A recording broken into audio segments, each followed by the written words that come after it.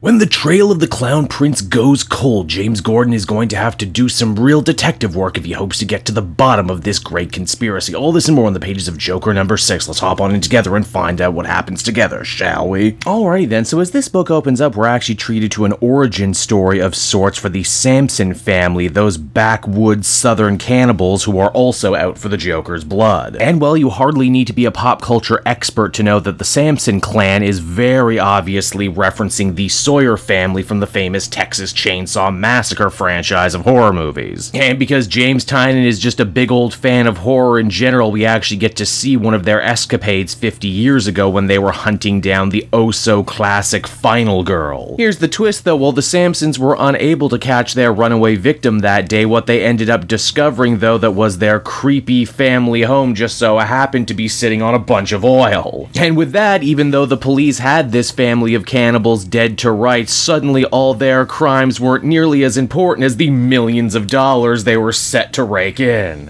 Funny how that works, huh? I guess money really can buy you happiness. And in the case of one of the Sampsons, it can also buy you a brand new face when the Joker blew it off during their last confrontation. Speaking of the Joker, Jim is still coming to terms with everything he learned during his last showdown with the Clown Prince of Crime. For one, the Joker didn't actually kill Gordon. Even though he had several chances, instead the Joker actually admitted that he had nothing to do with the A-Day attacks in Gotham City and that he's actually at the center of a much larger conspiracy. And of course, because Gordon is the last good cop in a very corrupt city, he just can't sit by and watch all these evil conspirators get away with a frame job, even if it is framing a truly evil person like the Joker. This is always how Jim has acted. In fact, he reflects back on the honeymoon to France he was supposed to take with his first wife Barbara, which ended up not happening because Jim had to crack a major Chicago serial killer case himself, because he knew that if he didn't, the corrupt PD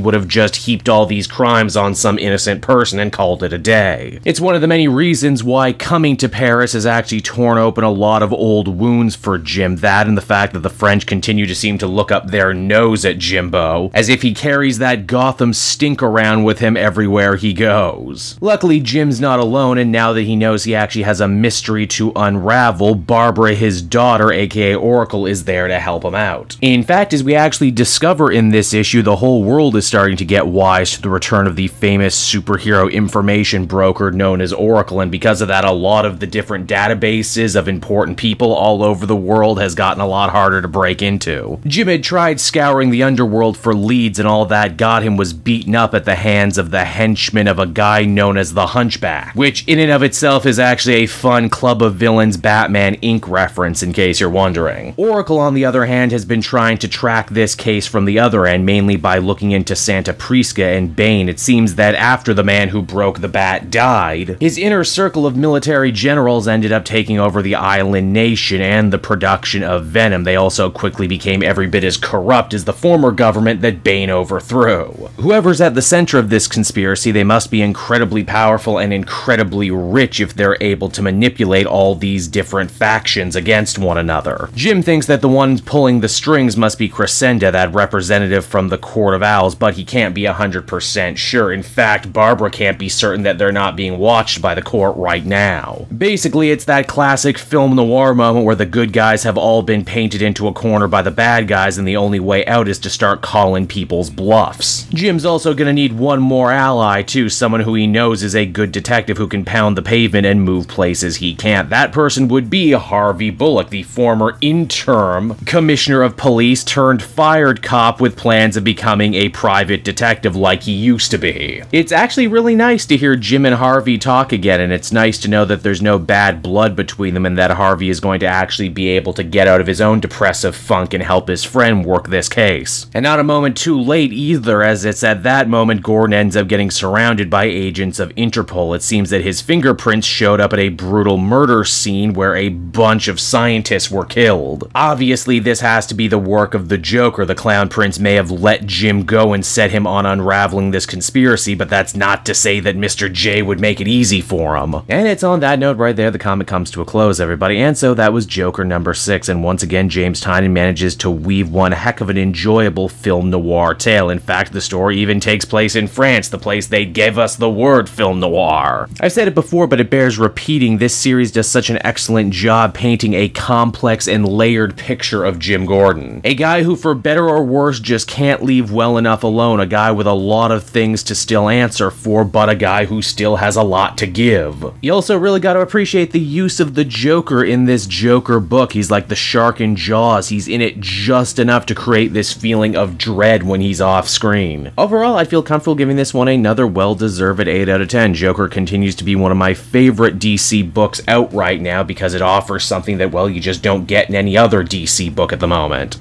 Hey there everyone, it's your old pal Cape Joel again, thanking you so much for watching to the end of the video. I hope you enjoyed it, and if you did, why not check out my Amazon link down in the description. Yes, that's right, the Cape Joel channel officially has its own Amazon storefront now. You can pick up a comic or anything else for that matter, and if you did, you'd really be helping me in the channel. So with that out of the way everyone, I will see you again next time. Bye-bye.